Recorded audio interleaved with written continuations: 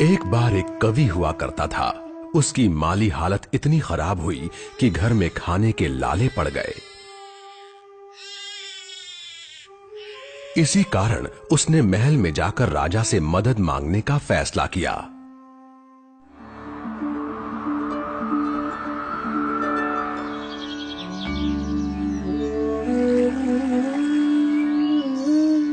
राजा के बुलाए जाने पर उसने अपनी कविताएं पढ़नी शुरू कर दी।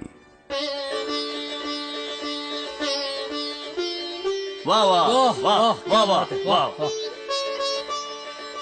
राजा बहुत प्रसन्न हुआ और उसने कवि से अपना इनाम मांगने के लिए कहा। कवि ने मोहरों से सजे शतरंज की ओर इशारा करते हुए कहा, महाराज, अगर आप पहले खाने में चावल का एक दाना रखें और हर खाने के लिए उसे दुगना करते जाएं, तो मैं समझूंगा मुझे मेरा इनाम मिल गया। बस इतना ही? राजा ने पूछा। सिर्फ चावल का एक दाना और सोना नहीं? जी हाँ महाराज। तो फिर ऐसा ही हो। दरबारियों ने चावल के दाने रखने शुरू कर दिए। पहले खाने में 1, दूसरे में 2, तीसरे में 4, चौथे में 8। इस तरह वो रखते गए। जब 10वें खाने में चावल रखने की बारी आई तो उन्हें चावल के 512 दाने रखने पड़े।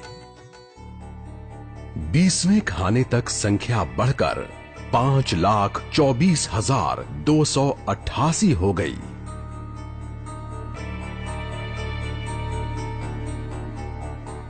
आधे हिस्से तक आते आते 32वें खाने में चावल के दानों की गिनती 214,74,83,648 हो गई। जल्द ही गिनती अरबों खरबों में बढ़ गई।